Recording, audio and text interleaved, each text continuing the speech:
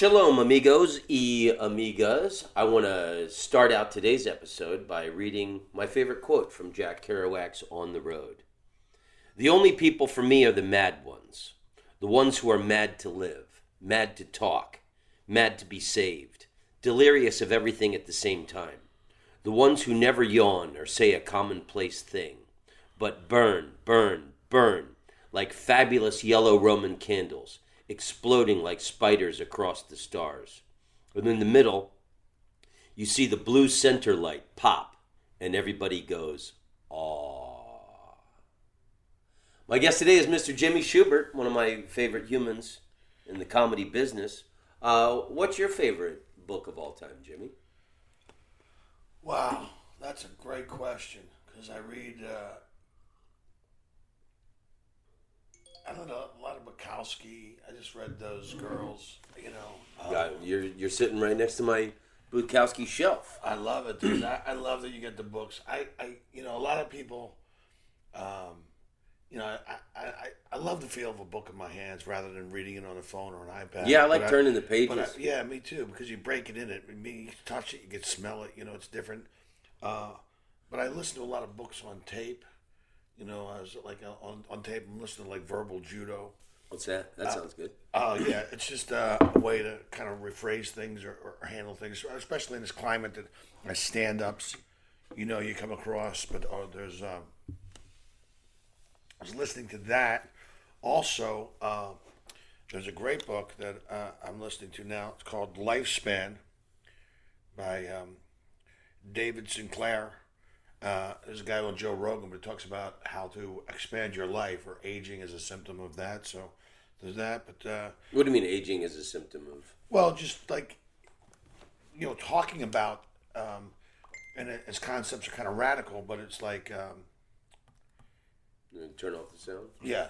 So, but it's just how to eat right, and how your body's depletions, or how disease creeps into our life, and just aging as a symptom that with the technology we have now, that it's not like, look at how long people are living now. Average lifespan, back in the 1920s, like 40, 45, we're living longer. There's a lot more preservatives in our food. There's hormones in our milk. There's, different things that you have to Everything's jacked with chemicals. And really, everything's jacked with chemicals. They put sugar places where it shouldn't be sugar. Like there's ketchup in, they said like in 1965, I think maybe people had like 3 spoonfuls of sugar. Now it's up to 85 like spoonfuls of sugar. They put it in everything. They put it in ketchup. They put it in everything. It's like, and just the concept that food is medicine is that you eat, what you put in your mouth is responsible for about 80% about how you feel about yourself. And we've taken that whole industry and we've kind of turned it over to strangers. And so you don't know what they're using, whether they're, using the cheap chicken, or the taking shortcuts on the food and stuff. But well, my European ex-wife taught me that she was obsessed with food and things in it. And in Europe, they don't allow a lot of the chemicals and shit that they put in our processed foods. Yeah, which is amazing. Because they cause cancer and shit. Well, dude, it's funny because I was doing this bit on stage, and it's not really a bit necessarily, but I said, the difference. I do a reference to butter and margarine in my act, and I circle back around. I say the difference between butter and margarine. I said butter enhances the flavor of food, helps the body absorb the nutrients in the food. I said margarine was initially invented to fatten up turkeys. But all the turkeys they fed it to died.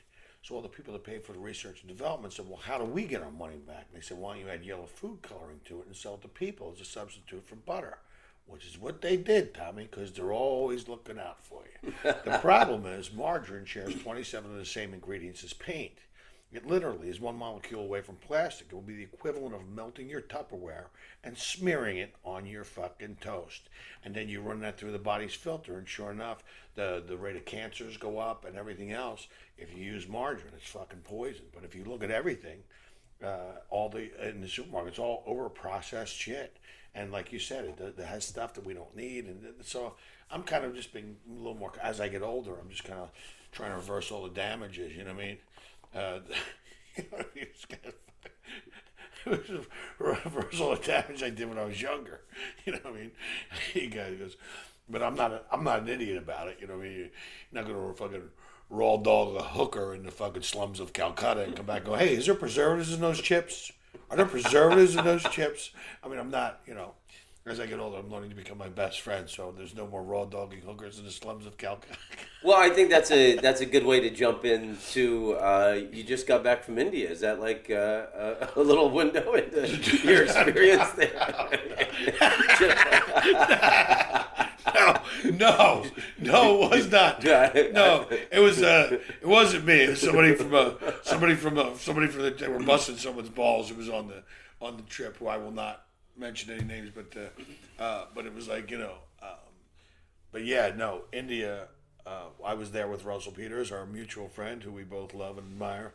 And respect. Yeah, I like the Gandhi diaper that you're wearing right now. It seems to have had a big influence. And Tommy, don't mind this little orange dot on my forehead. The country didn't influence me at all.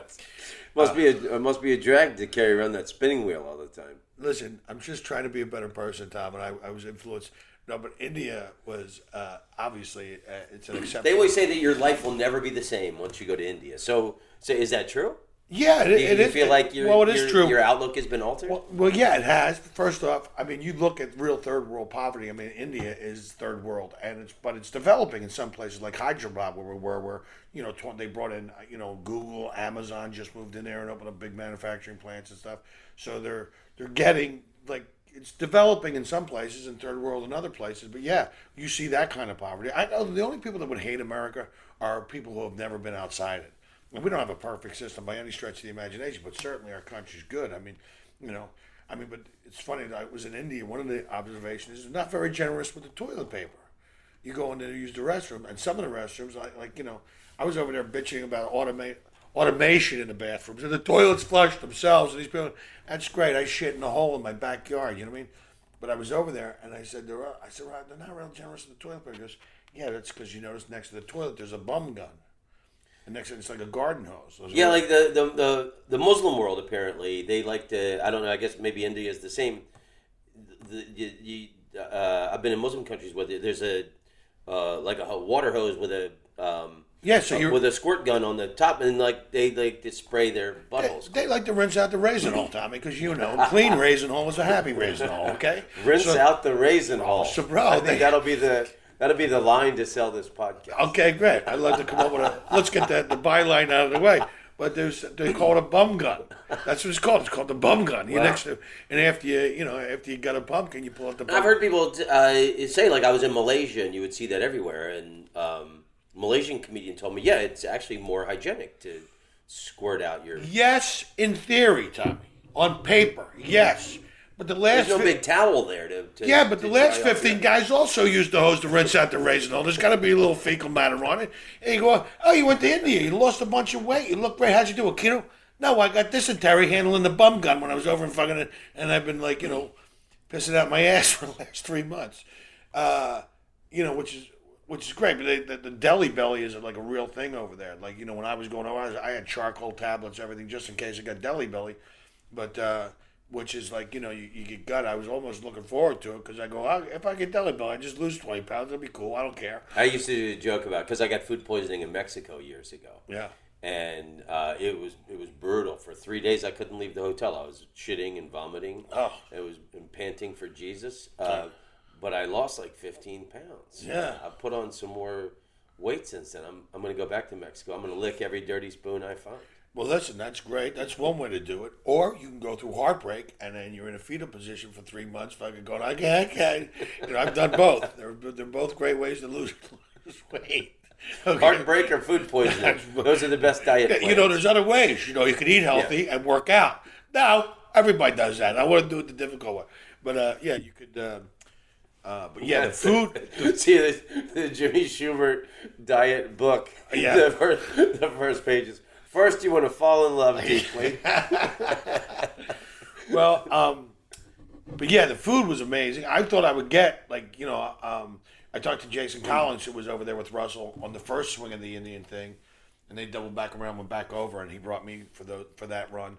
And Jason said, he goes, man, I lost about 10 pounds. I couldn't hold nothing down. I got sick and this, that, and the other thing. So I was like, but this trip was amazing. I mean, actually, it's funny because they don't do it here in America. They give you that that free continental breakfast in America. They don't do that. If you go in Israel and Middle Eastern countries and Europe and stuff, when you go and stay at these nice hotels, the breakfast buffet is like one of the most majestic things you'll ever see. Like the 5-star hotels in Asia are always incredible. Yeah, they all have I love it. And like you go to these places and they got all the authentic Indian food. They have all like, yogurts and fruits and vegetables and stuff. And over there, that stuff is like, you're right. They don't have all that stuff that they do in this country. And so I did not have a problem there at all. I drank bottled water. I stayed with the healthy food. I got to sample some of the amazing Indian food, which is great. I don't know if curry is an Indian word meaning ass fire, but I mean, I was not really farting with a lot of confidence over there. Not because of the food per se, but it was the spicy. I'm a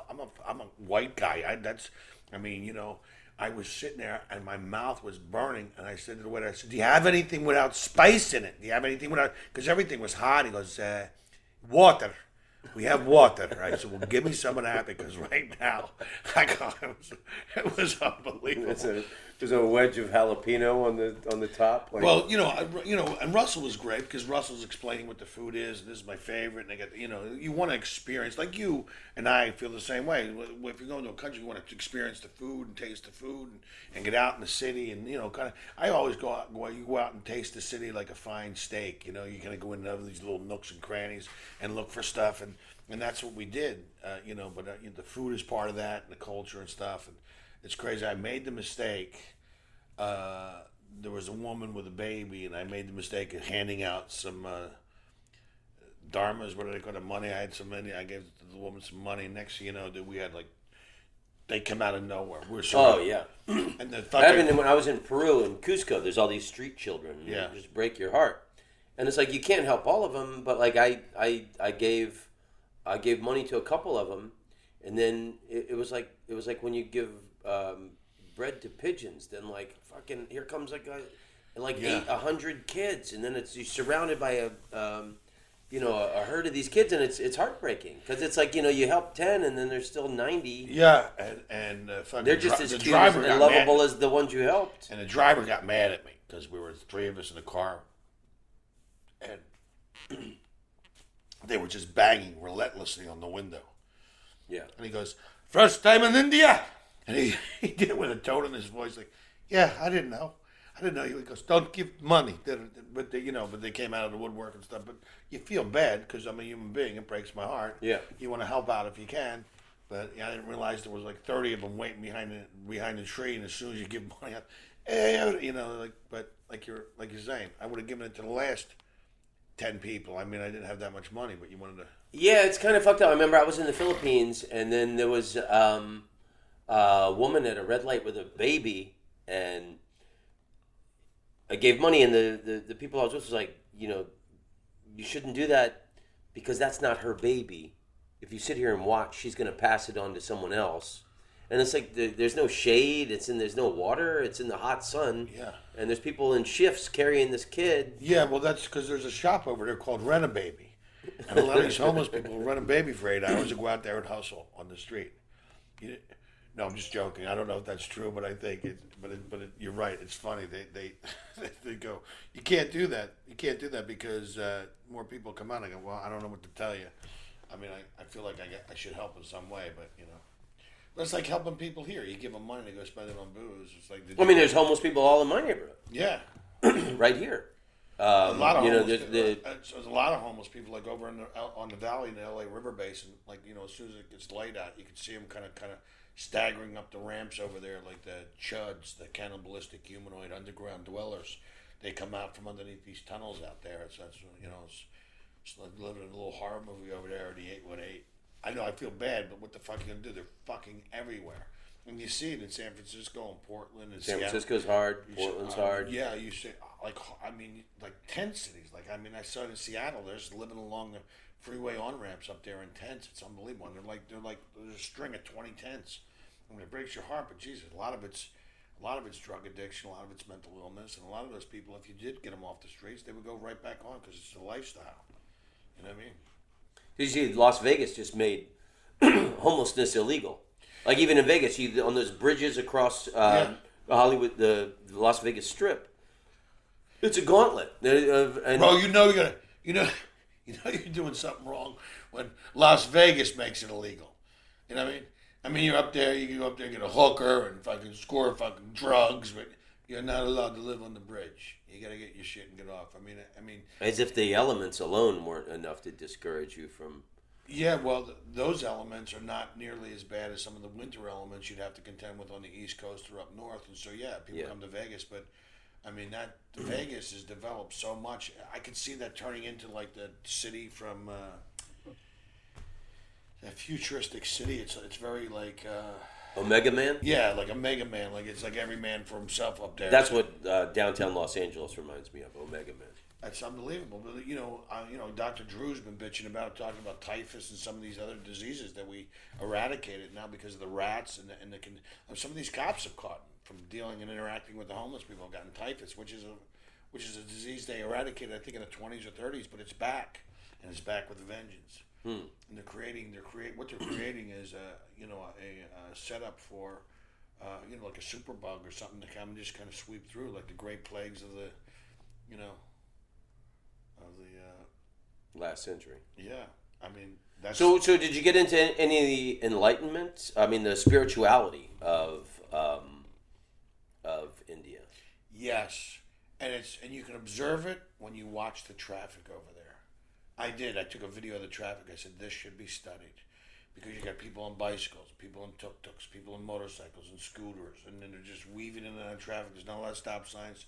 There's very few red lights. It is just a marvel to watch that nobody gets angry at each other and there's no road rage and nobody's getting in accidents and it's just they weave in and out. It's just amazing to watch. And I said like even in the poorest sections of India, you would be safe. You wouldn't have to worry about them trying to steal your watch or anything because they don't believe in any of that. They believe in karma. I did make a mistake when I first got there. I was doing a hamburger press bit. I was doing a bit about the hamburger. Oh yeah, and they don't eat cows. And they don't eat cows. They don't. And because I would kind of take that one out because they were staring at me like they don't eat cows over here. Even if you go to the Burger Kings, but everything's chicken. But yeah. And so when we left India, when we landed in Kuwait, the first thing we did was get a couple of cheeseburgers and a chocolate shake, just because it was like But yeah, you're right. They don't eat cows. I mean, it's amazing. But I'll tell you, one of my favorite books of all time. It's I don't know if you.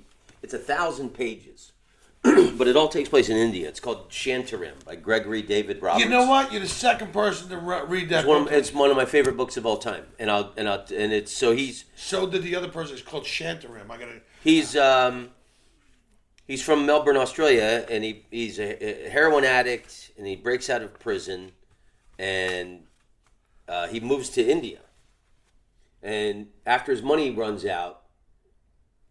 He's living in the slums. And with his Boy Scouts medical training, he becomes like the doctor of the slums. And so there's kind of some redemption in it.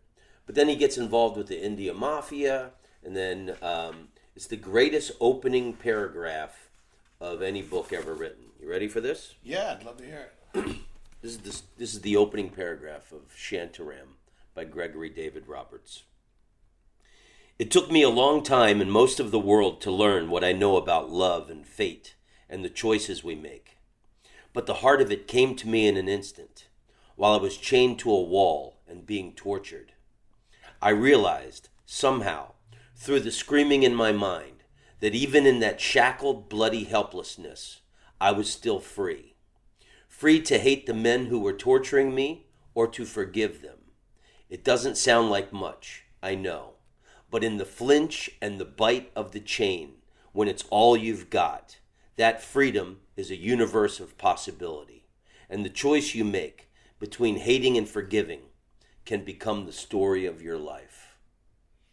That's amazing. That's boom. And that's why I read books. That says it all. And that's like life. And now you're in for the next 470 pages. This book is 933 pages. That's the opening paragraph. Do me a favor. Would you read the last paragraph? I want to see if it's just as good as the opening paragraph. Oh, look, I highlighted it. Okay, this is the last paragraph of the book. Great. People got pissed off at me for giving away the end of the Joker. Fuck that. This isn't the Joker. This is Shantaram. Okay, this is the last paragraph. For this is what we do. Put one foot forward and then the other. Lift our eyes to the snarl and smile of the world once more. Think, act, feel. Add our little consequence to the tides of good and evil that flood and drain the world. Drag our shadowed crosses into the hope of another night. Push our brave hearts into the promise of a new day. With love, the passionate search for a truth other than our own. With longing, the pure, ineffable yearning to be saved. For so long as fate keeps waiting, we live on. God help us. God forgive us. We live on. I love it, dude. I'm already gonna. I'm gonna get that book. But that's amazing. Yes, you're the second person.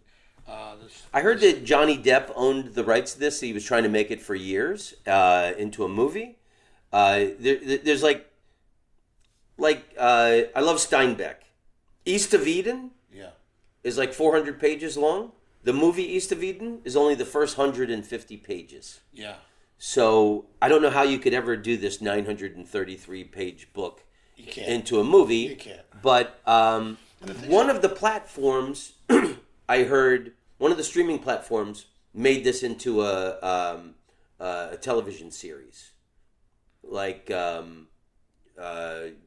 I forget which one, but I think it exists somewhere. Well, here's the interesting thing, and this is why I love books also, because when you read the book, it is up to your interpretation. It's your idea, and everybody make it a different idea or a different, you know what I mean? I mean, in their head when they read these words, like you think about those things, the visuals that pop into your brain or my brain would be maybe similar, maybe different, but it's like your own interpretation of those words, which is why. Well, it's like your imagination is always better than absolutely than somebody else's interpretation to put it on film and stuff. But yeah, I definitely like the other person told me was an ex-girlfriend I used to date many years ago who got out of prison. And she was in prison for a while, and she said that Shantaram was her all-time absolute favorite. I would put that in my top 3 favorite books of all time. Wow, that's great. Candide by Voltaire, Jack Kerouac's On the Road, and Shantaram Gregory David Roberts. The Guidebook to Peru. That's I love the Toltec Wisdom series. I love those books. Only Love Matters. By Viktor Frankl. No, Don Miguel Ruiz wrote the Toltec Wisdom. The Mastery of Love, The Voice of Knowledge. I think I have that Toltec one. Yeah, you got those. But there's a series Lou Angelwolf gave me that one. Yeah, that's exactly right. They're amazing books. I love those books. I only read the one. Yeah, but they're books that would change your life. I mean, you're an enlightened cat, so you would probably already know a lot of stuff. But yeah, that's The Magic of Thinking Big was a book that changed my life. One of my favorite, John Waters, the filmmaker, gay icon from Baltimore. Yeah. You remember his quote? He said, "If you go to someone's house and they don't have books, don't fuck them." That was always a quote that I. That was, he said, "Don't f them." If you go to someone's house and they don't have any books, don't fuck them. I was serious about it. You never heard that quote? No, I've never heard that quote. I've seen his movies. That scene where the guy's up on with the Eggman's coming. I mean, he's a filmmaker / cultural gay icon. Is that what you said? Yeah. Yeah. No, I'm familiar with his work. He hitchhiked across America and wrote a book about it. That came out about 5 years ago. Oh, is that right? And people were like, "Are you John Waters?" And he was like, "Yeah." He just hitchhiked. He wanted to meet people, That's Americans. Great. Yeah. And it turned into a book project and stuff. Yeah. That's awesome. Are you ever going to write a book about your travels? Because I'm working on. I'm trying to finish it now. Because amazingly, I mean, you used to. You were on this international kick of traveling around the world almost long before anybody I know. I mean, I always found it amazing that you were doing shows in Vietnam, and I mean, you were fucking in places like our mutual friend Matt Davis is also kind of torn a page out of your playbook, and he's playing Mongolia, and he's in Perth this week. And I mean, just traveling around the world, because I think with that comes an education unto itself that you can't read in the book, that you've been there, that you know, that you talk about. You know, I don't think there's a better education than traveling the world, you know? And your passport is freaking unbelievable. I got passport everywhere. I was like, yeah, I want a passport like that. But yeah, that's one of the things. I had to get a new one. So now I'm thin like everybody else. You're back to But that last one I had was so beautiful. Dude, it was so, what was it, two things in there? I had, twice I had to have extensions put in, and it's the max of... It's two. You can only get 2 extensions. Like, I think they put like 10 extra pages when you do an extension. Yeah. So it was as thick as an American passport can get. Yeah, that was great. And of course, you've been everywhere. I mean, that's awesome. But I've been working on a book about because my album inspired it. Ashna gave me the idea. She said, because I was trying to write a book about my life and I could never finish it, and she said, why don't you just write about your relationship with each city that's on the album? That's great. And love letters to cities.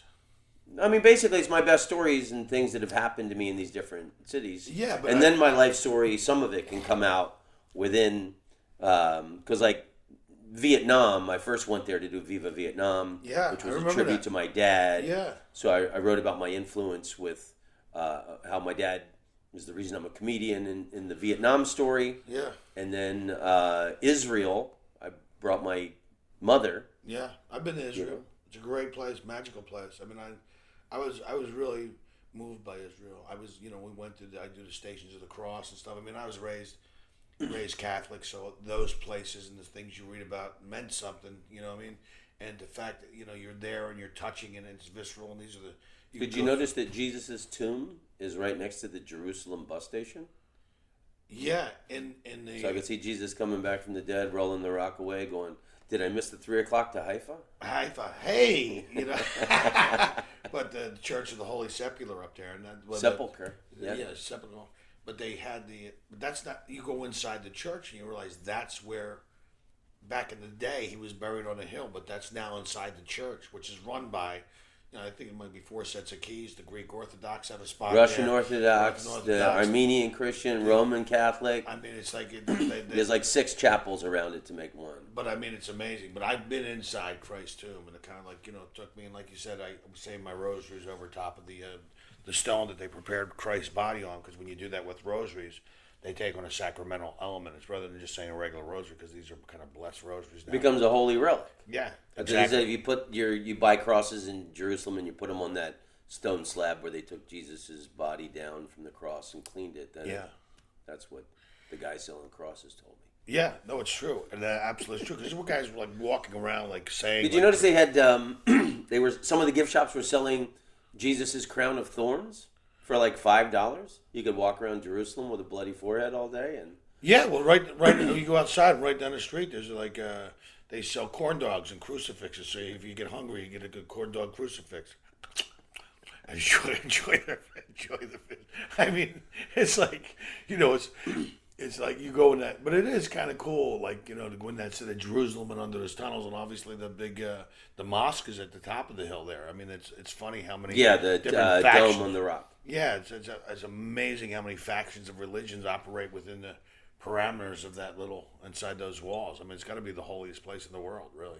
We were there last December, and it's not a big Christmassy town. They didn't have any. Believe it or not, where Jesus did his best work, they don't celebrate Christmas.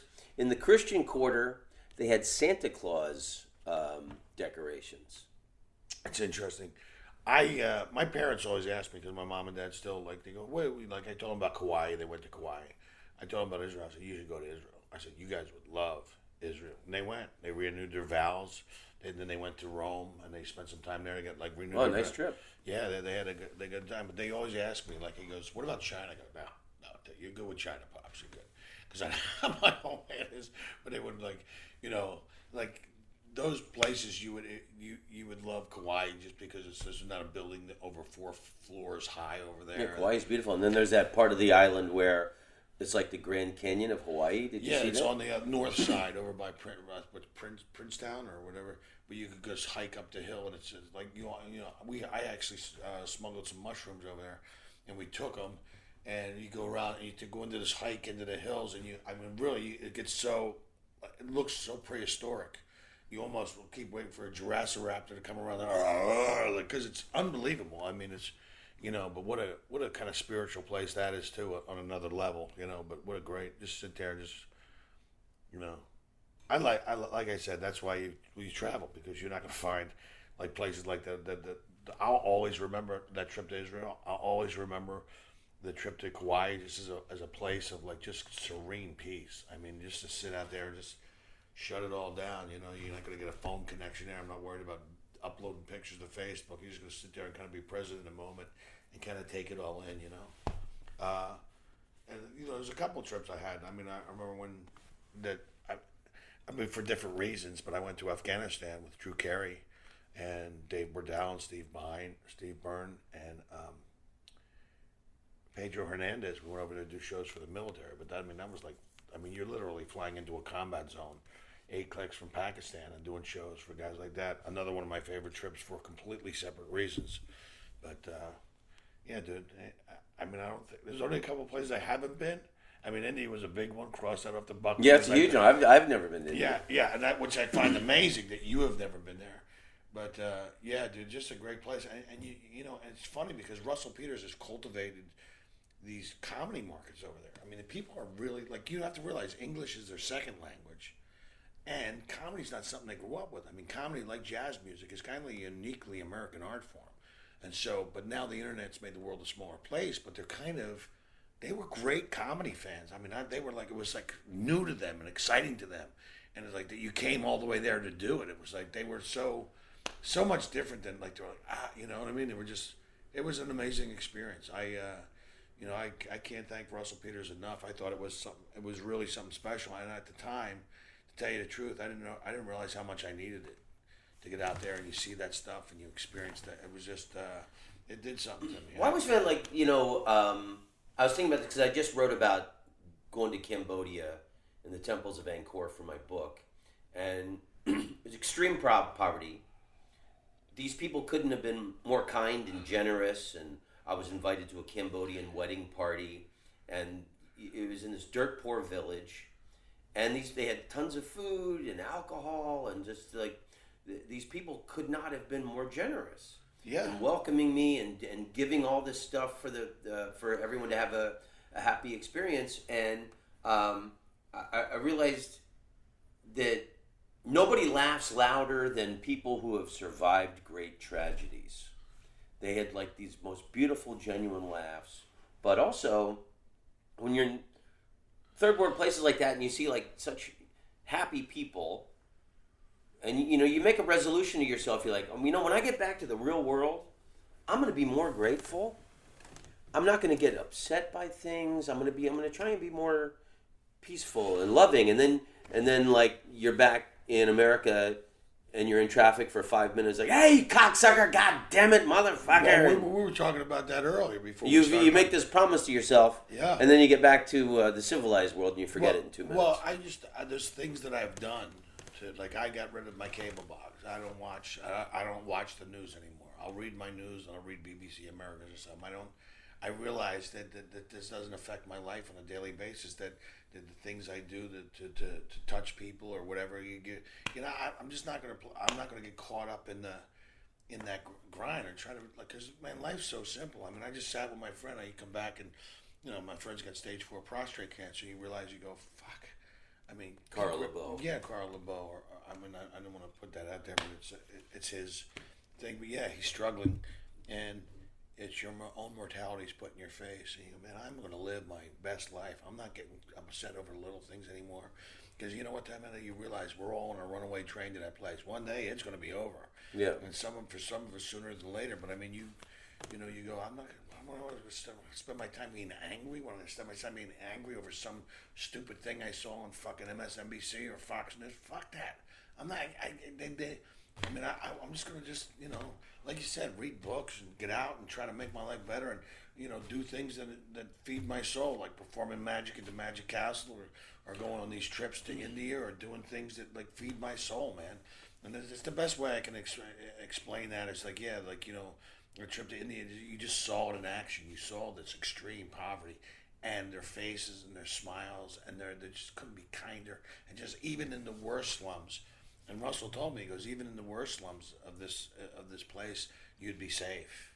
Nobody would try to rob you. Nobody would try to stab you. Nobody would try to steal your stuff, because they believe in karma, And so, wow, they wouldn't. I mean, don't get me wrong. I'm sure there's pockets where people would, right. There's evil people everywhere, but for the most part, they were the sweetest, nicest kind of. Like, that's the thing I find amazing. Like, when I travel, like when I was in Ireland, the Irish people were very warm. I found the Israelis the same way. They were very warm people. They were like, oh, that's great. India, the same way. They were not standoffish. I mean, dude, I'm a critically white dude. I don't have any pigment. I was doing jokes about it over there because I can't, I can't get a tan. I get red. I get really red, and then I fucking die. The sun can kill me. Burst into flames. You people get a nice kind of brown golden hue on you. I just go, it can kill me. So they actually thought, play the role of the stupid tourist, hey, and they love it, but. Yeah, it was an amazing trip. I mean, I always had a great affection for Russell Peters, just because he was so kind to me when he was a judge on Last Comic Standing, and then that we'll work together. And man, what a generous, funny, fucking amazing human being. What a beautiful guy. And I met Russell years ago doing, bar gig one nighters in London like 20 years ago. Yeah, and we've been great friends. He couldn't be more generous to his comedy brothers, and to invite people to have experiences like that and open for him. And he's done it for years, and he's done it for a lot. When I moved to Los Angeles, I didn't live anywhere for 10 years. Right. Russell let me stay in his 10-bedroom mansion in Malibu while I looked for a 1-bedroom apartment in Los Angeles. Well, that's great. So it was funny. Austin and I, and it was right on the Pacific. Yeah. Having my coffee in his backyard, looking out on the Pacific Ocean, and then I was like, okay, let's drive an hour into the city and look for a little apartment that we can afford. Yeah, I was very grateful that he did that for me, because at the time, I needed money to put down a deposit on an apartment. I didn't, couldn't blow $1,000 on a hotel and shit. Yeah, so he just does and does and does for his comedy. But also you see him interact with his fans, and I mean, he couldn't be any more gracious to his fans.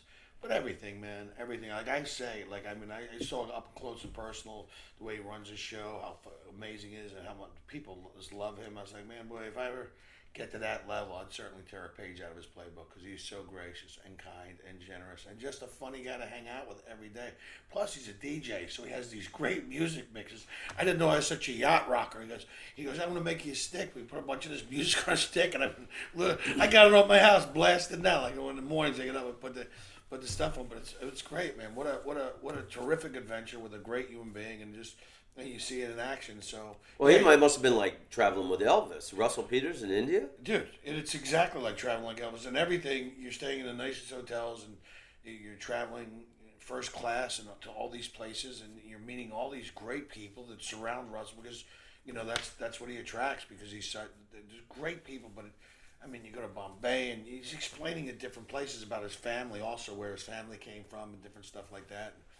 And man, what a great trip! I enjoyed it immensely, and you couldn't have gone with a better kind of tour guide for the experience that explains everything to you. And so, what were some of the best things that you saw there? It's great. But the food is amazing. It really is. I mean, it's a little spicy. I have a delicate kind of system.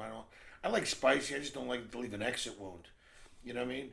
And I like spicy. I like having a sweaty scalp when I eat. Yeah, but I get it. But this was a little. But even American Indians will go, "Oh, that's too spicy. That is too." But it was the food was great. But we saw the temples and the markets. They had all the.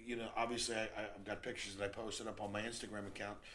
But we went to this market. I mean, there's just so many people. I mean, there's like 1.3 billion Indian folks, and so you see the markets was great, the temples, the food was amazing. But you out these markets, it's all like fruits and vegetables and these giant like leaves where they kind of like handpick the stuff, and like, you see all that stuff. I mean, just big banana leaves. Yeah, the big banana, but they had it all kind of gathered on the table.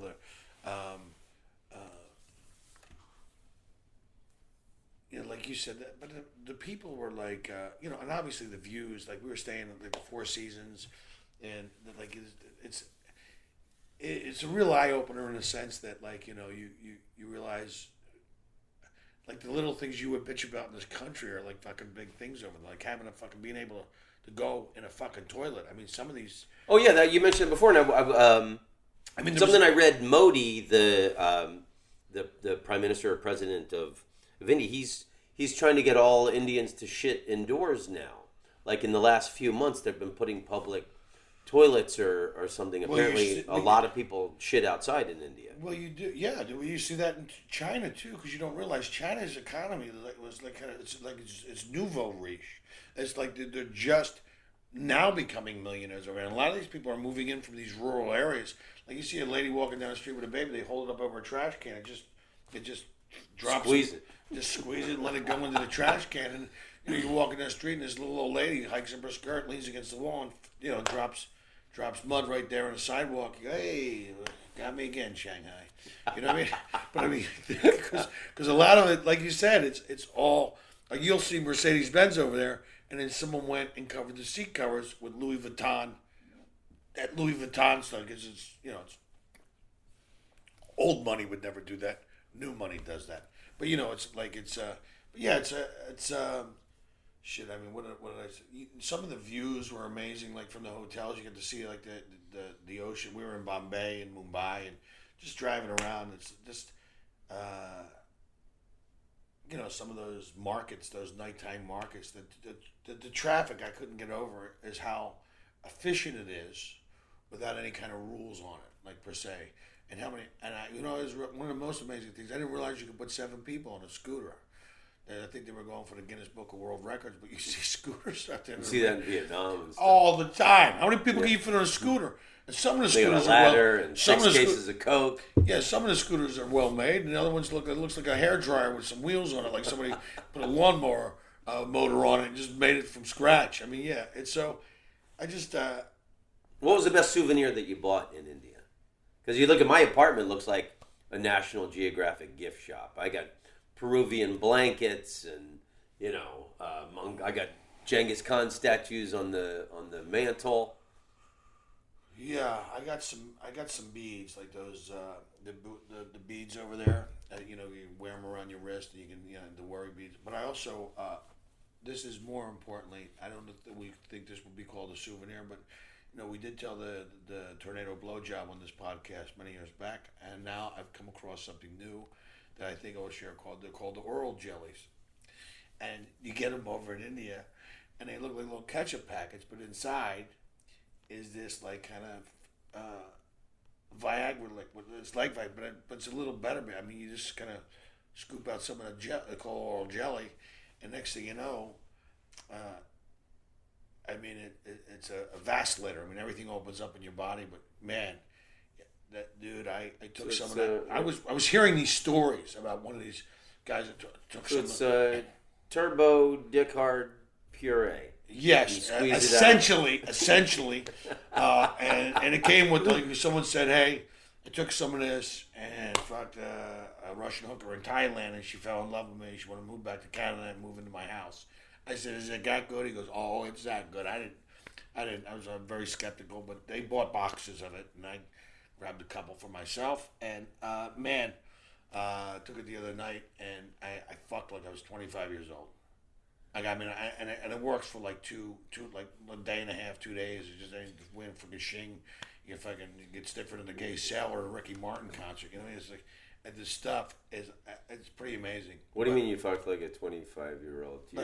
You didn't call her back. I'm trying to think about that's right. Joke. I fucked like a 25-year-old. An immature 25-year-old. Yeah, I blew a load of dicks down on her. I rifled her purse, stole cab fare, and left her and never called her or texted her. You were playing Mortal Kombat while you were doing it. You couldn't... No, I just Stop checking Instagram. I know where you. I know where you. I was updating my. I had my phone on the back and update my social status on the thing.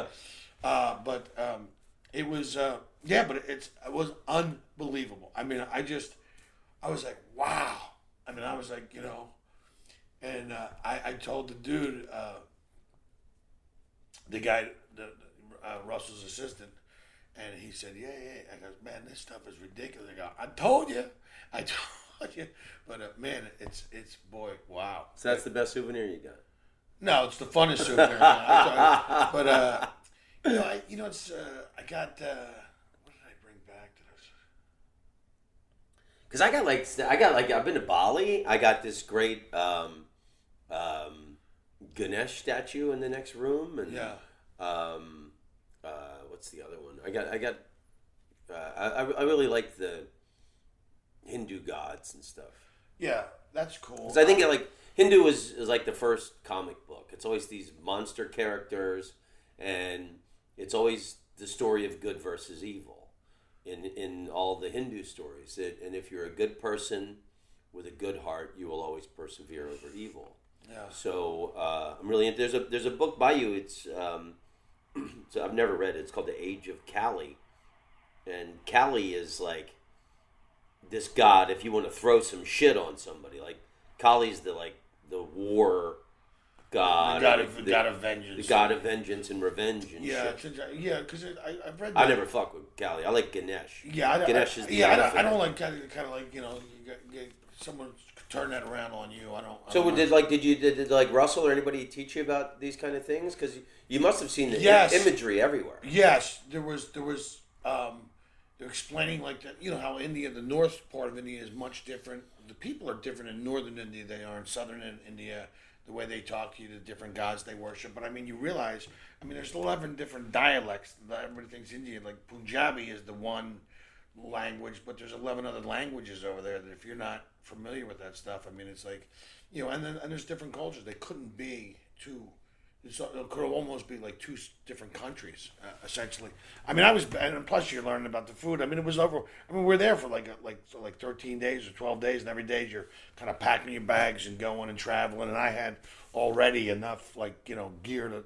I wanted to bring something back. I got a couple of gifts from my mom, other than that, but I didn't.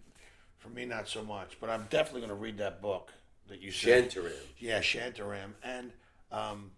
Even though I read you the last paragraph. Yeah, even though you read me the last paragraph. It's a great book, man. Yeah. I really love that book. I read it over the course of a summer, and I really took my time with it. I enjoyed it so much. I didn't want it to end. Well, I read, there's a book that, Real Magic, that this kid, Stan Natford, wrote, but he went to India and traveled to India, because India has a rich history of magic and magicians over there, and so I was kind of trying to research some of that while I was there. Trying to figure out how to get the snake out of the basket. Well, no, I wanted to do some street magic over there. We were just on it was a pretty ambitious tour. You're kind of running and gunning and packing and unpacking and grabbing your bags and catching flights and going through, like some of the airports, they don't fuck around. Especially where there's military bases in India, they took my scissors, they took lighters, they took everything that, not just me, but everybody else. From your check bag or just the carry-on? No, from the carry-on. So it's if you got something, you might run the risk of them taking it. A couple of Russell security guys, they took their Bluetooth speakers out and threw it in the trash can, knowing that guy went back and pulled out the Bluetooth speaker out of the trash can after they got him through security and took it. Yeah, so you didn't want to travel with anything too nice because they would take it. Oh, okay. And some of those, we went to Pune. So it's kind of like the Mexican police in that regard. Yeah, you get shaken down once in a while. You get shaken down once in a while. So those guys don't believe in karma. No, not the cops. they are karma. The karma police. Did you have a hard time sleeping on the bed of nails? I'm kidding. No, that I enjoyed. Well, finish what you were saying about the magic. I'm sorry to inject this. No, it was just I was trying to research. I wanted to. Because you love magic, and I think that's really cool about you. And I saw that clip you put on your Instagram at the Brad Garrett's thing. What was that story with the? Well, it's true. It's actually cups and balls. It's those cups and balls are like a $6 set of cups and balls. It was one of the first tricks I owned. And I used to perform at St. Christopher's Hospital in Philadelphia when I was a kid. Like me and my buddy Nicholas Casal, we'd literally go down there and we were like 12 and 13, but I liked doing it because these kids would all get around and you would do a magic show for them. And like it would, their faces would light up. I mean, their families had to come and visit them. I mean, Philadelphia had great hospitals, and St. Christopher's Hospital was one of those. I think I was born in St. Christopher's Hospital, but it was also a great children's hospital. And so if I wanted to become good at magic, I could go down there and perform, and I would do it for free. And so I could get good, and I could practice my show in front of an audience. And so that's where but I also got addicted to performing down there because you would see the effect it would have on kids. Yeah. And how much they loved it. And so, but that's the true story. What was the story with the cups? You were like, and it was a great story that you did with the balls. Yeah, it was a rub-a-dub-dub, 3 men in 3 tubs when sailing out to sea. The first in tub number 1, the second in tub number 2, and the third in tub number 3. Now, this boat was old, but the captain was bold and he was raring to go, so he jumped on the deck and he fell through the wreck and he wound up down below. And as you're doing the rhyme, the balls are going through the cups. You're doing cups and balls, things set to rhyme. And I did it to a rhyme because the kids would pay attention to it that way. Well, I like it because I told you, I'm not that crazy about magic tricks, but like, you make me interested in it because you're passionate about it. And then that story made me watch the whole video. I was, oh, this is fucking cool. Yeah. I like the story. Yeah. And so it happens to be a true story. The trick is, and you set it to her, and people love it. And at the end of it, there's 4 golf balls sitting on the table. And where the fuck did those golf balls come from? Because you're using these little white balls in the meantime. But the cups and balls trick is the oldest trick in the world. If you go to ancient Egypt, there are hieroglyphics on the fucking of guys doing the cups and balls trick. I mean, magic is the oldest art form in the world. I mean, all the way back. I mean, like, they used to do, like, the walnut and the shell pea game used to call thimble rig. They used to do it with thimbles. But it's really one of the oldest art forms. I love the history of it. I love, it keeps me sane on the road because you can only, I can jerk off so much in a goddamn hotel room. I need to work on something. I'm working my stand-up. I write for 2-3 hours over coffee, and then you want to go up and just fucking unplug your brain and work on something. So I equate it to like playing the drums or the guitar, just something to be creative in a whole nother way.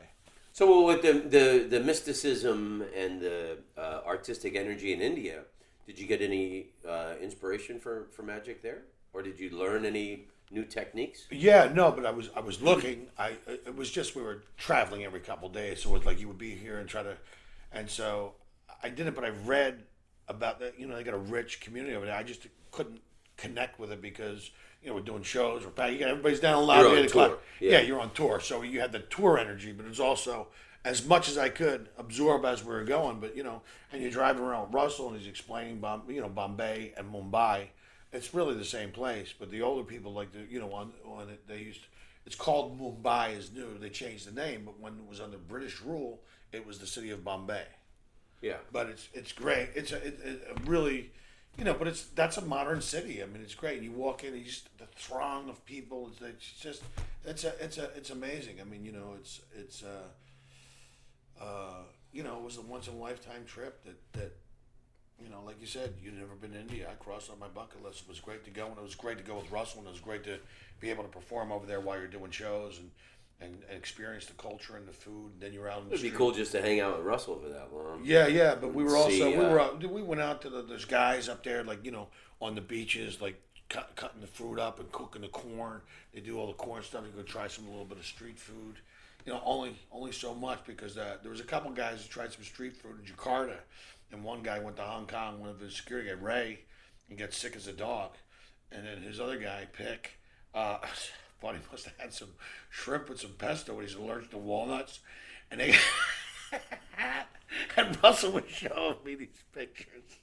Like, as his head got progressively swollen, they were taking like it was ridiculous. It was almost cartoonish. And so you see, there he is. He's just starting to get swollen. Now he's getting a little more swollen. Holy shit, he's having an allergic reaction. He's swollen. And then the next picture Russell showed me was a baboon ass. You know the baboon with the big giant red ass? And he goes, and here's the next. No, I fucking lost it because it was a natural progression, but it was hilarious. But yeah, I mean, you got to be careful, man. Guys had gotten sick over there, so I was just careful about what There's certain things you The eat. funniest Martin Short ever made me laugh. There was some movie Martin Short was in, and he's in the back of like a small little propeller plane, and like a bee or something was in it. And he got stung, and then the next shot is his head is massive, and he's like, "Oh, I'm okay." Like his head was massive. Yeah, but that's exactly what it was like. It was exactly that scene as the guy got progressively swollen, and Russell's taking pictures of the guy as he gets swollen. And then the last picture is the baboon's ass, which put me on the floor. But so you're a prolific writer. You're always thinking and creating jokes. What's the best joke that you wrote in India about your experience there? well, it was I actually was doing a little earlier about just the food and just how hot it is and how spicy it is, and I thought the hose next to the toilet was the cool off the thing. I didn't know it was. I didn't know you Put the fire out. Put the fire out, and they loved it. And then I've also talked about because it's hot over there and the sun's relentless over there. And I just going, look, I can't get tan, and you people get nice color on you. I can just get I was making fun of myself essentially in the food and my whole experience of it. But yeah, there was something. It's tough to bitch about like automated toilets. When you said these people are straddling a hole and like shitting in like a fucking you don't realize it's a fucking problem over there. It's not like, it's not like you said, the guy's encouraging people to use the indoor bathrooms because people just think that it's just not something they would regularly do. They'd fucking just hike up the robe and drop mud right on the sidewalk, like they do in San Francisco now. You're right. I mean, it's but it was fun. But a lot of those people like that curry. They eat so much spice in their food that that comes through their pores. You can smell it. You know what I mean? And I wouldn't say it's body oil, but it's that they get a little peppery. You could smell that in the. You know what I mean? Yeah, but other than that, I had a great time. No, it was just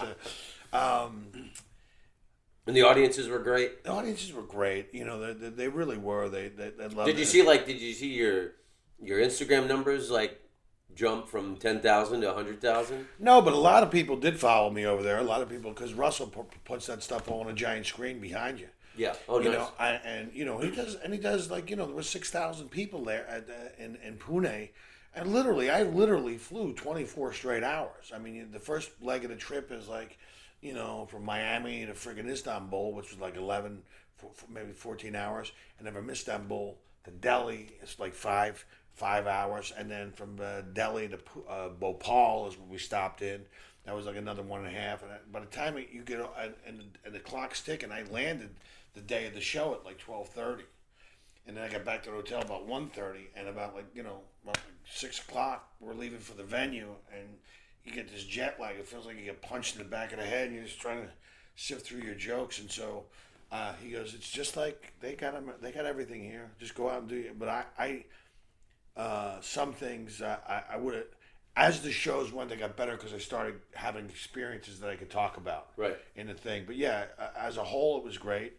And yeah, man, like you said, it's like one of those places crossing off the bucket list. And I did it at a level like, doing it with Russell is different than if, you went on your budget and you're traveling through the country that way. Yeah, because you had a chaperone. This woman that works with Parachi, who works with Russell, was so sweet. She was this great lady who took care of us, and she could talk the language and took us around and made sure we got to where we were going. So they had like chaperones taking care of us and stuff. And so it really was fun. And then we would go out, like a couple of the Canadians that work with Russell, we'd go out in the street, and Ed Rowe is we would go out and look around places, and you could take the train and go to these markets and different places, which you would do as much as you could. And then you had to get back and get ready for the show, and so on and so forth. So it was kind of like the best of both worlds. Got to see it a little bit. Also got to do some shows there and work there, and did it for about 14 days, and then came back to America. That's beautiful, man. Like my friend Reginald D. Hunter, who again 20 years ago I did bar gig one-nighters in London with. Yeah. Like Russell, he's now very big in England, and he invited me to open for his UK tour in May. Yeah, I saw that. Yeah. So, I've only done like comedy clubs over there. I mean, I've done the Soho Theater, which seats like 150. But like I was playing in, these 1,000 seat beautiful old English theaters, and it was one of the greatest experiences of my career. So, for you to have that experience playing in front of these a few thousand people in these arenas in India. It was massive. They were great venues, and they were watching the big, huge Russell Peters fans over there, and to watch Russell interact with them and take pictures with them and stuff. He's so funny with his fans. I love what he does, because you look at his audiences. There's Hindus out there, there's Sikhs out there, there's Muslims out there, there's people from different cultures, and then he brings them all together with this comedy thing, which I thought was, what he does on stage, because he has these camera guys. So when he does the crowd work, oh yeah, I've seen that. The projector behind him, so the audience is in on it. It makes 6,000 seats intimate. It's great, and it's just really, he's got this great show that works. And you look into the audience, and it's men and women. There's a couple of kids there. It's cross cultures. It's really something special to watch. It really, the way he's perfected it, got down to a science. So, but yeah, it's different when you're doing that. Like you said, doing comedy clubs, and I think there was a comedy club over there in India. I haven't done that yet, but Mumbai. It was the Comedy Store in London started it, and then now it's independent. They pulled out of it or something. Yeah, but so I remember doing those theaters with Kinnison, back in the day when I was a kid, and just kind of finding them. That's a different thing than a comedy club altogether. Yeah, the theater audience. And LeBeau, who we mentioned earlier, he's like my big brother, man. The guy was like, hey, here's how you got to do this. You got to kind of be the joke. You got to perform the whole joke. You got to make 6,000 seats intimate. You got to think about that. And how do you do that? You can perform the joke. And so that's where I kind of found my performing styles. Like, I'm just kind of coming into my own. I've been doing stand-up like probably 5-6 years, and now you're doing these giant arenas, and it's a little different than doing a comedy club. A little bit. Slightly different, yeah. The count's different because the laugh goes back. I could get used to it. I agree with you.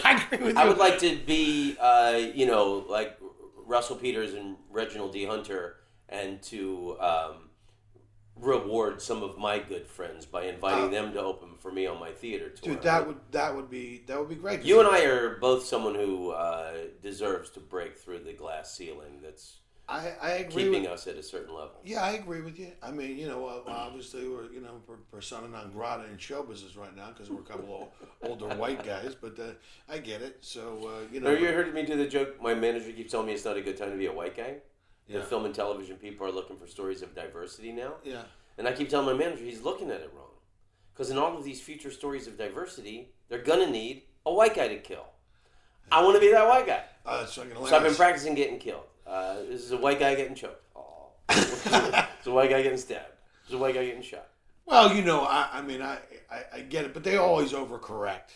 Yeah. It's like, they weren't my racist policies keeping people of diversity off television and movies. It was your policies of racism and diversity. So why are you know what I mean? I get it. But it's also you're shortcutting. There's people who've paid, kind of put their time in and paid dues that should be given an opportunity. But you're right. I've heard that from people when I was trying to sell my special. Great special. We really love it. Boy, if you were a person of diversity, we would buy it from you. If you were a lesbian Palestinian, you'd be on in a minute. Yeah, I almost changed the name. And God bless them. I think everyone, and it's what I love about comedy now is it is so diverse. And people in because India you really want your comedy diverse. And Palestinians and Pakistanis and whoever should do stand-up comedy. I think it's a great way to get your voice out. Yeah, but at the end of the day, it is comedy, so it should be funny too. It should be funny too. But you're right. I mean, it's like, there's but it should be funny too. At the end of the day, it should be funny because it's comedy. Yeah. You know what I mean? I mean, let's not leave that element off the table, Man, there's some new Netflix specials come on recently. I don't know if they if I would define them as comedy. Well, that's what happens. And that's what they said. They said, a lot of people are just watching comedy specials for 15 minutes. I go, Nobody's watching a Bill Burr special for 15 minutes. Nobody's watching a Joe Rogan special for 15 minutes. Right. Nobody's watching You watch every minute of it. Nobody's watching a Dave Chappelle special for 15 minutes or a Chris Rock special for 15 minutes. You watch the whole thing. And I'm just saying, the reason people on your algorithms, which in this case I would say are off because of the number of specials that I have tried to watch and get through. Like, you got me for 15 minutes, and if you don't make me laugh in that 15 minutes, I'm going to watch something else. So, yeah, maybe that's why people only watch it for 15 minutes, because at the same time, you cannot essentially forget one of the original elements of comedy, which, while it should be diverse, it should also be very funny, and it should be accessible to a lot of people. Like music, it's a universal language. It should be able to make people laugh across color lines, across generation lines, across. Well, that's my aim of my comedy is to unite humanity. I want to reach everybody. I don't. Yeah, exactly. And that's another reason why I love playing around the world. I want to be funny in Holland and Mongolia and China and England. Yeah, everywhere. And you know what the funny thing is, dude? Ireland. Look, I literally flew 24 straight hours, dropped down in fucking Pune, India, which I've never been to before. I got about 3-4 hours to get my head together, and then I'm entertaining 6,000 people from India. I didn't bat a fucking eye because of all the experience I've had in my life of, working with Kinnison from all those theater shows and different stuff. I'd go, funny is funny is funny is funny. I just needed a few little pointers, and then I was off to the races. But, yeah. I'll tell you, I don't know if you had this feeling. When I came back from that 2-month UK tour with Reginald D. Hunter, when I came back to America and was doing comedy clubs, it felt like taking the donut weight off of the bat. Like when you're practicing, when you're on deck circle and you're swinging the bat with the heavy donut on it. Yeah. And then when you take the donut off, it's like the bat feels like feather light. That's a great. That's what it felt like when I came back to the States. Yeah, it's a great analogy. After that theater tour. Yeah, because it's funny because you go through the. I'm not gonna, it was the other night we did Ruby Tuesdays, and it was like, and Russell was hosting, and Enro, his assistant, was there, and I just went up and fucking at the end of the night, just went up and fucking annihilated, and it felt like great, like I could actually in front of an American audience. In fact, then he goes, "Damn, man, you were fucking hysterical, bro. What were you watching when I was in India?" Yeah. I was doing the same thing in India. It was just you were in a different place, but yeah. You're right. That's a great analogy. It's like taking the donut off the bat and just swinging for the fences. It's great because you're back. Because I don't know. I am a very Americanized comedian. And I know sometimes when you do these international lines, you have to kind of open your act up a bit and be a little broader, And so that's what I've noticed about that. But also, I love being an American comedian. I love performing in front of American audiences more than anything. But you're right. It's great to go out there. And that's where growth happens, outside your comfort zone. And certainly I wasn't really comfortable the whole time in there. Just as I got comfortable, we were heading back to the States. But I learned a lot about myself. I watch Russell every night and watch him handle it with this elegance and grace. And I go, man, this is I'm just Speaking of good karma, Russell's got good karma. And I did that Yuck Yucks in Toronto a few years ago and I just wanted to go to Toronto. I hadn't been there in years. And Russell let me stay at his house in Toronto. And he said, tell Yuck Yucks you want to pocket the hotel money and you stay. So he's been incredibly generous as a friend and helping his comedy buddies. Dude, and for years and years. And I talked with his brother Clayton, and I talked with him about, some of Russell's backstory, which I didn't know. But I mean, he's just got the greatest attitude in the world, man. I go, boy, it's infectious to hang out with that and to see it in progress. You go, well, that's great. Because I tell you, if I get to that level in my own life, I would tear a page right out of this playbook. Help all my friends. I would too. I would help everybody I could. And because you know what, he's right. You can't take it with you, and who knows what's going to happen. But man, it's just it's great to watch. Somebody who's attained that level of success and is that kind and that giant, and to everybody, it's fucking amazing to watch. Yeah. So but yeah, just that I was already honored to go on the tour and to be part of it and stuff, and then just to be taken care of, like everything was it was just such a first class operation, and you just go, well, they just set them up and knock them down. It was really like life altering experience in the sense that you got to see the culture, you also got to perform in front of them, you got to do it with Russell and all these elements that and all the people that work with him are all so amazing. His technical guys, his crew, his assistants, Parachi, everybody, his brother, it was just a once in a lifetime kind of great experience. I'll put it right up there in my top 5 trips of all time. Cool. I like Clayton's a good dude. Russell's Yeah, brother. yeah. And it makes me go, oh, that's what two brothers who love each other look like. Yeah, it's hilarious. I haven't had that experience. Yeah, I know. Dude, I got 6 brothers. There's 6 boys in my house. It's just, and it's, I don't know. I feel the same way. I mean, I love my brothers to death. I can't wait to go back and spend December with them and go hang out and, I think I want to take the whole month of December to spend it with my family because, mom and dad are getting up there and I don't know how much longer you're going to have them. Yeah. And you realize that, you get to this age, you realize it's not about what's under the Christmas tree that counts. It's who's sitting around it. Yeah. And the older you get, the more important that becomes. So, good sentence. I might use that instead of the raisin the whole line. Now I want to steer this back to Netflix because I just want to lay this joke on you that I wrote yesterday. I've just started. I'm halfway through this. It's a 10-episode series. It's called Great Events of World War II in Color. Wow. So they've colorized all this World War, and it's great. It's it's the real events and backstories and like the spy shit and the radar and everything. It's the full story of World War II, and they were saying how the Germans had this blitzkrieg, quick fighting style that had never been seen. They would they bomb from the air, and then artillery fire, and then the tanks would swoop in, and then the ground troops come in, and it all happened lightning quick. So the Germans, I didn't know this, they were on crystal meth, because like the French thought it would take the Germans 2 weeks to get from Germany to Ardennes. It took them 3 days. They didn't sleep, they didn't stop, they just kept rolling. It had never been seen in modern warfare.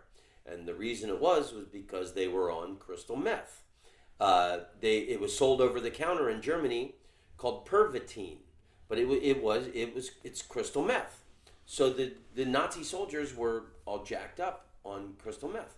So we have a lot of crystal meth addicts in the United States.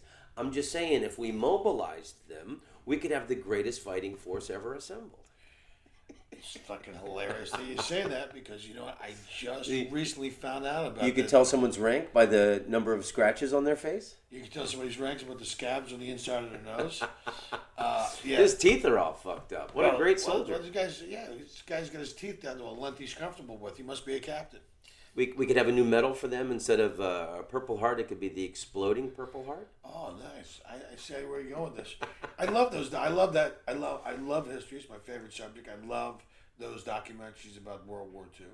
I was watching this documentary about fucking Hitler, and turns out that fucking Hitler had a girlfriend for a long time. Ava Braun. Yeah, Ava Braun, proving once again chicks always go for the assholes. But he met her. She was 17 when they met, and he was 40. And they had this little run. It was the greatest non-love story of all time because she couldn't tell anybody. Because he didn't want fucking people to think he was a creeper. Guy murders half of Europe. He didn't want people to think he was a fucking pedophile. But when they did get married, finally, 36 years after they got married, they committed suicide, which shows you how bad marriage is. But apparently, she was a real fucking twat, according to fucking Charles Schweitzer, who hung out with Nazis, and she was the most miserable person he's ever met. So she must have been a real fucking basket case. But fucking Eva Braun, apparently she was a fucking hot chick. Hitler's girl. I'm sure she probably didn't like to be called that. I'm sure Rick Springfield probably would have never written a song about her. Wish I had a girl like Hitler's girl. I'm going to make her. Hitler has a girl. But at the end of this documentary, I play along with the charade. But he had these 2 fucking German shepherds that fucking he absolutely fucking loved. And before they took the cyanide, they want to make sure they work. So they gave it to the dogs first, and the dogs died. And apparently, Hitler had become inconsolable over the fucking 2 dogs. Yeah, so he not only did he kill 6 million Jews, he killed 2 dogs. I was on the fence about Hitler until I had the dog thing. He's a real fucking asshole, this guy. The Michael Vick and Jerry. But it's a fucking. But I mean, fucking Hitler had a girlfriend. I feel that's where I fucking see shit like that. It gets me going crazy because I've never seen that make it work out in my own life. You know, I'm like the Cincinnati Bengals. It's never going to happen for me. But Hitler somehow made it fucking work. Yeah, it was the guy. He's in Peru. He's in jail in Peru. What was his name? He killed Natalie Holloway, the blonde girl. He's from Holland, and Vandersloot. That's it. Jeroen Vandersloot. Yeah. He impregnated a woman like 2 years ago. Guy's been in jail for like 10 years. And it's like, that's something I was thinking, like, when Ashna didn't want to have a kid, I'm like, even fucking Jeroen Vandersloot, somebody wanted to have a kid with him. It's like, why can't I find anybody who wants to have a kid with me? That's fucking horrible. Now, I know you know a lot of jokes. I had come up with this this idea, I don't know if for a TV show or for the podcast years ago, but a segment called Street Joke Smackdown, where like just you people trading street jokes. So you give me your favorite street joke, and then I'll give you mine. I've won a couple of the joke telling contests and golf outings with this joke. Guy goes to the doctor. He's sitting in the waiting room. He's got a big gash in his upper thigh, and it looks like he's going to need stitches. And so the doctor says, "Come on back, drop your trousers, and let's have a look." And the guy drops his pants. There's a big gash in his upper thigh. And the doctor goes, "You're going to need stitches. Let me clean that up." And as he's cleaning up, he looks up at the guy. Looks over at the guy. And goes, "No, I have to tell you, you have brown balls." And he goes, "Doc, just stitch me up. Let me get out of here." He goes, "All right, I'll stitch you up. I'm just letting you know you have brown balls." And so the doctor stitches him up and gets a little gauze bandage on his leg, and he goes home. And first thing he starts bitching at the wife. He goes, "God damn it, you keep this place looking like a pigsty. I slip on the kid's roller skate. I cut my leg on the edge of the table. I had to get stitches." She goes, "Listen, you son of a bitch. I'm the mother of 11 of your children. I'm pregnant with the 12th. I don't even have time to wipe my ass." He goes, "And that's another thing I want to talk to you about." That's a good one. But go. What do you got? What kind of wife can do the ironing with her left hand, cook dinner with her right hand, feed her children with her left foot, and please her husband sexually with her right foot? What kind of wife? A Swiss Army wife. A Swiss Army wife. That's fucking hilarious. A woman told me that after the show in Zurich, Switzerland, like about 3 or 4 years ago. Love it. Yeah, that's a great one. Guy goes when I was up in the Pocono Mountains. You know, those honeymoon suites. Guy gets married, carries his bride across the threshold, takes her up to the honeymoon suite. A couple minutes later, he's walking through the lobby with a tackle box and a fishing pole, and the concierge goes, "Then you just get up there, and then you just go up there with your new wife, and then you just get married?" He goes, "Yeah." He goes, "How come you ain't up there fucking throwing in a hog?" He goes, "I can't. She's got gonorrhea." He goes, "Why don't you roll her over and hit her in the shitter?" He goes, "I can't. She's got diarrhea." He goes, "Well, why don't you go up there and get a suck jug?" He goes, "I can't. She's got pyorrhea, disease of the gums." He goes, "Why the fuck did you marry her?" He goes, "Well, she's got worms and I like to go fishing." Oh, shit. Oh, shit. Oh, shit. That's wrong. Sorry, man. No, I don't apologize. It's great. That's We're two comedians hanging out shooting the shit. Yeah. Now, my favorite street joke of all time, and you know this one, but I think it's a classic, and it always kills me when people don't know this joke. right. Door-to-door salesman going around selling shit. Knocks on the door. 5-year-old boy answers the door. He's dressed immaculately. He's got a 3-piece suit on. He's got a fedora. He's in his left hand he has a snifter of brandy, and in his right hand he has a burning cigar. 5-year-old boy. 3-piece suit, fedora, snifter of brandy, burning cigar. Door-to-door salesman looks down at him and he goes, "Little boy, is your mother home?" And the little boy looks up at him and he goes, "Does it look like my fucking mother's home?" That's a great joke. All right, let's see if we got one for you. Guy walks in a tavern and they have the lunch specials on a little blackboard. It says ham and cheese sandwich is $5, and underneath that it says hand job $7. So he walks up to this beautiful barmaid, and she's a fucking 10. He goes, "Excuse me, ma'am, are you the woman that gives the hand jobs?" She goes, "Why, yes, I am." He goes, "Good, go wash your fucking hands and want a ham and cheese sandwich." You know, the two bulls are up on the hill, and then there's all these, like, female cows down in the valley below, Yeah. and the young bull is all excited. He goes, "Let's run down and grab 2 of them and fuck them." And then the old bull says, "No, we'll walk down and we'll fuck them all." I will walk down, we'll fuck them all. That was good. There's a good philosophy behind that. But then also, I think another one of the greatest street jokes of all time is about the flood and the 3 boats. Yeah, what'd you want? I fucking sent you 3 boats. I sent you 3 fucking boats. What the fuck kind of message you want? Save yourself, the Lord will save me. It's like first a canoe comes, then a boat comes, and then every time the guy says, "Save yourself, the Lord will save me," and then he drowns and he goes to heaven, sees Jesus, and says, "Jesus, I thought you'd save me. I sent you 3 fucking boats." I sent you 3 boats. Guy walks into a bar and he sees a beautiful girl sitting at the bar. He goes, "Can I buy you a drink?" She says, "Sure." He says, "You know, you remind me of my big toe." She goes, "Why? Because I'm little and cute?" He goes, "No, because I'm going to bang you on my coffee table later and hop around my living room." Cut. Cut. All right, Jimmy. Well, it's, I love you to death, man. I love you too, brother. And thank you for having me on, man. It was great to kind of catch up and had a couple cups of coffee, catch up on old stories. No, it's great. You're not only like a great friend of mine, and I respect you as a comedian, but like, there's, we talked about this before we started recording, like on paper you and I, there's, some things that we disagree with politically, but I've never had an argument with you in my life. I respect your opinion. You respect mine. We love each other. And, I don't know why, more people can't be like you and I. Yeah, because first off, we love and respect each other, and like you said, I don't have to agree with someone's opinion, but we can agree to disagree agreeably. And well, we can agree that we love each other above everything else. Absolutely, and that a stupid opinion isn't going to negate our respect and love for each other. And I have to tell you, dude, and I think that this is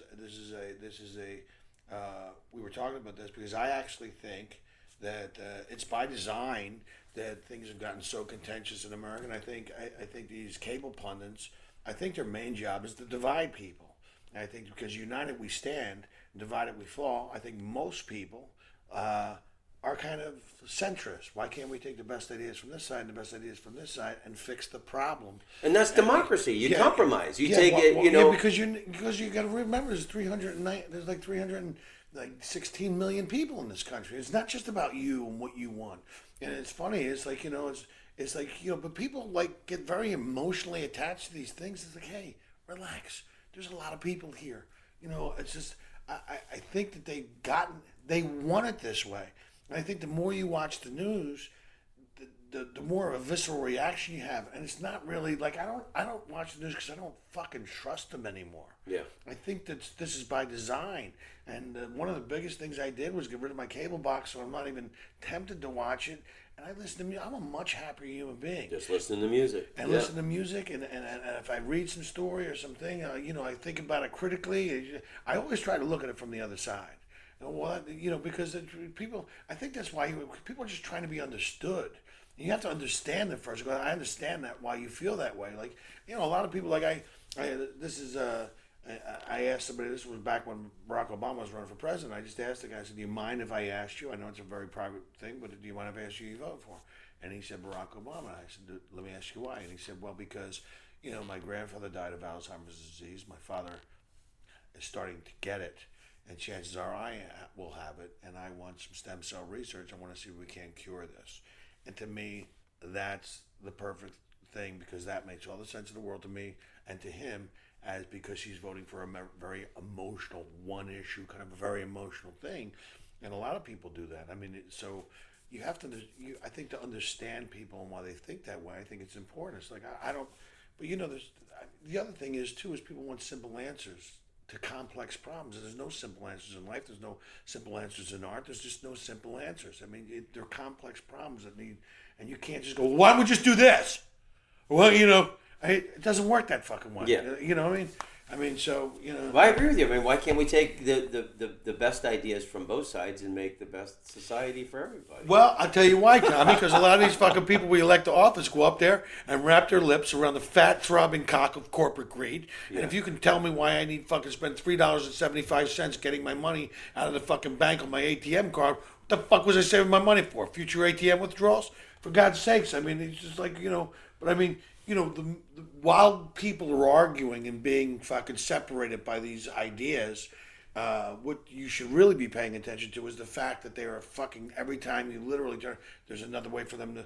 I mean, $3.75 to get your money out of a fucking ATM machine. I mean, the little things like that, like they're changing, and you don't realize. You go to the supermarket, they want you to check yourself out. The fucking bags there, it's all fucking changing now. And if you want to argue on Facebook about something with somebody, go ahead. But what a fucking waste of time. Life's short. Don't spend your fucking time arguing with fucking people you wouldn't fucking have a drink with about fucking politics on fucking Facebook. Yeah. It is such a distraction. It's such a waste of fucking time. And if people want to fucking live your life like that, you're more than welcome to. But I'd rather go out and fucking, connect with people and find a reason to agree and get along rather than one to fucking go, well, this is why this is. Because you're not going to change anybody's opinion. And the thing is, like you said, you want to, go give money to some homeless people, go to a homeless shelter and help distribute some food to some homeless people. One of my favorite things I did, and I can't believe it's taken me this long, was to go to the Laugh Factory during Thanksgiving and hand out food to homeless people that are on the street. I mean, it just gave me a feeling like nothing else, and they did it on Christmas as well. Got up and go over there and help them kind of feed people, and you feed their bellies, and then you go up and do stand-up and kind of make them laugh. I'm going to be here for Christmas with my mom. Maybe if you're going to go there, maybe... Oh, no, you'll be in Philly. Yeah, but you should absolutely do it. If you because I'm telling you, I did it last... I think I did it Christmas and Thanksgiving with... Brody Stevens was there, and we hung out all day, and kind of not too long after that, he passed away, but Jesus... 818 till the day I die. Yeah, dude, I love that boy. Love Brody. Yeah, I saw him a couple nights before he killed himself, and he was concerned about me. He said, "I heard you're getting divorced, and I'm sorry to hear you're having some problems." Yeah, he was such a beautiful guy. Yeah, he really was concerned about me, and then after he killed himself, I relived that moment in my head 1,000 times, thinking, "Why didn't I know it? Why didn't I? But well, I made a point to find him, and I think it was like Tuesday or it might have been Wednesday, but he. He posted these things about people said mean shit about his fucking special that was on Amazon, and then Don Barris reposted, and I read some of the shit that people had written about him, which I thought was what some of the people wrote about him. I thought was really unusually unkind. Oh. And I went out of my way to say, listen, don't pay attention to that shit, bro. Yeah. I said you want to fuck a few comics that when you're on stage, I will sit down. I always watch Brody. Yeah, right. Yeah. I said, you want to do that he was exciting because you never knew what was going to happen. Yeah, he created that element of danger. So, yeah, But, wow, I didn't know that about the comments. Thanks for saying that. And it's, that you got to stay away from all that comment shit. It's all poison. Yeah, it is all poison. And first off, people, there's a lot of... like I was telling you before we recorded, the social media was not invented for the content creator. It was created for the commenter because they want to keep the conversations rolling and keep people on the platforms and involved and and the commenter is the heckler in my opinion. Yeah, I hate fucking hecklers. Yeah, nobody likes hecklers, but I actually think that I really do think that Instagram and Twitter and Facebook and all these social media sites, I really think they're kind of internet ghettos designed to eradicate original thought or ideas. And to tell you the truth, I'm glad it didn't exist back when, Louis Pasteur was coming up with the fucking penicillin. It would have just been a stupid Facebook. But look, there's some shit growing in a dish behind me. Instead this guy, because if you're too distracted with that stuff, you can't really fucking kind of it really is a distraction. It's I did a bit years ago about Martin art and history never would have happened because people would have just gotten their feelings hurt and given up. Yeah. Martin Luther King uploads his I Have a Dream speech to YouTube. Somebody leaves a comment, I have a dream, you have AIDS, faggot. Yeah. No, I know. But and then his feelings get hurt, and then he gives up. That's a great fucking... I remember, nice speech, faggot. Or whatever. I remember you doing that. But because you're supposed to, I think people can only... Why let some asshole who lives in his mom's basement derail your fucking main mission in life? Yeah, but people can only understand at their level, the level they can understand that. They're not big enough to see beyond that or go, oh, that was interesting, or at least that's... But no, it's always these negative motherfuckers that drive it. And I think it's the negative motherfucker. We're talking about to bring it back to about where we're talking about like politics. It's like the extreme left or the extreme right. It's all these fucking people are trying to make it so fucking. I go, most people are right here in the middle. I think 70% of the people who agree to disagree agree with me. Yeah, extremists have taken over both sides. And they're the loudest voices, and they give the loudest voices to the minority that's trying to go. Well, listen, try to fucking. What about try to? I think if people took a little more time to fucking be present and talk to each other instead of typing in on the fucking keys, you know what I mean, and understand because everybody's going through some shit, you know, and everybody's on shit on their own levels. So try to be just a little more understanding. But these phones have also given us an opportunity. You don't realize you just type it in. You don't realize there's somebody receiving that on the other end. It's going to hurt their fucking feelings. It's not justified. It's just you projecting your miserable fucking life onto their life. And well, another thing is like I don't work for Twitter. Why do I have to put content on their shit? Well, that's great. You know, I don't work for Facebook. I don't, you know. Yeah, exactly. I enjoy I like photos on Instagram, but again, it's owned by fucking I like keeping people that love me and care about me in the loop about what's going on in my life because I do have people that I love and care about that live 3,000 miles away that do follow my stuff that want to know what's going on in my life. But I mean, you know, the whole thing of it, Tom, it's giving these people that you wouldn't really fucking talk to that they've had this unearned familiarity with your life. They have this other, like you didn't spend any time with me to get to know me as a human being. You just follow me on Instagram, which is all really surface shit, and just me promoting my fucking shows and doing this. So you think you have access to me to say some negative shit about me? No, you don't. I don't. Your vote. I'm sorry. Yeah, like I think Twitter is a stupid concept because why does any asshole in the world have a direct communication line to me? Why would I'm not that available to my friends and family. Yeah, and I got news for you. Your vote doesn't count in my election.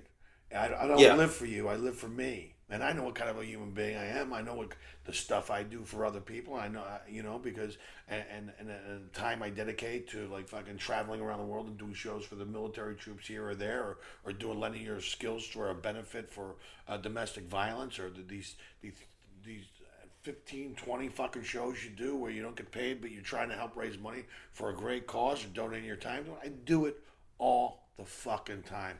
I just don't fucking, I don't virtue signal about it. Hey, look what I'm doing. Yeah.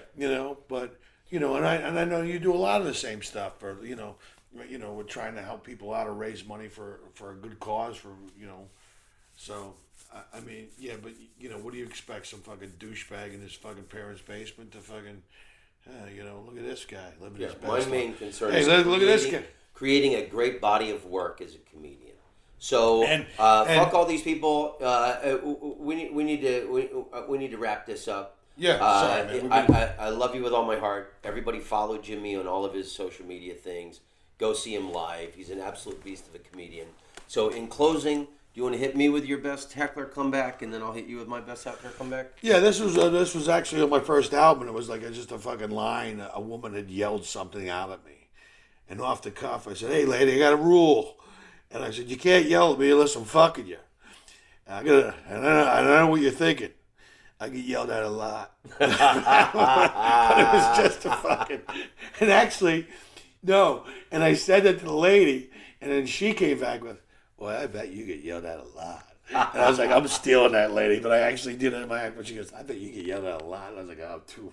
All right, nice." But yeah, I like that heckler comeback because some woman will yell, and it's just a great little fucking ding. But yeah, what was your? My favorite heckler comeback line is, "I'd call you a cocksucker, but I know you're trying to quit." Yeah, I've been going into these you subliterate. I've been calling people subliterate, fucking. Subliterate. Hey, yeah, let's all fucking slow the show down so this guy can ruin our night of entertainment. I can't stand fucking hecklers. I just can't, because I work so hard on my act. Yeah. That just because you can't handle it. I've come up with a little trick that I go, if it goes on for too long, I stop the show and I go look at you. I said, not only are you being rude to me, but you're being rude to everybody sitting around. You see those people behind you? That guy and that girl? Maybe they had a baby. 2 years ago. They finally got a night out. They finally got a babysitter they can trust. Go, let's go have some laughs, honey. We deserve it. We deserve it. We've been doing such a great job as parents and everything, and they just picked the wrong night to come because they had to sit behind you and your fucking ass. And you were in their night of entertainment. And then there's the people over here, and there's the people over here, and the people in front of you. And just fucking, oh shit. You know, I almost embarrassed. I go, now I'm gonna let you. And then when I finish that, and now I'm gonna let you off easy, and we're gonna move on with the rest of the show so we all can have a good time, and the whole audience goes fucking nuts. But I've it really shuts. Put it all the light on them. Well, no, but I also I put it all on them, and then also I'm defending and sticking up for all the other people sitting around them. Yeah. And so the audience is never really, they're my goal anyway. But usually sometimes when you get an audience and you go right back at a heckler, the whole audience reacts because they think you're talking to them as a whole. Right. And you have to single that guy out like with a little bit of... That was the nice thing about those English theater audiences was there was no late show drunk hecklers to deal with. It was all educated English theater audience. Yeah, and what I will... Dude, have you ever heard that story about... This is great. This is about the great English audiences about this guy. It was Michael Douglas's brother. Oh, Eric Douglas. Yeah, no, it happened at the Comedy Store in London. Yeah, dude, this is great. We should tell the story because this is one of the funniest fucking stories. And he was bombing on it. When I first went to England, I would hear this story all the time. Yeah. So he's and he looked just like Kirk Douglas.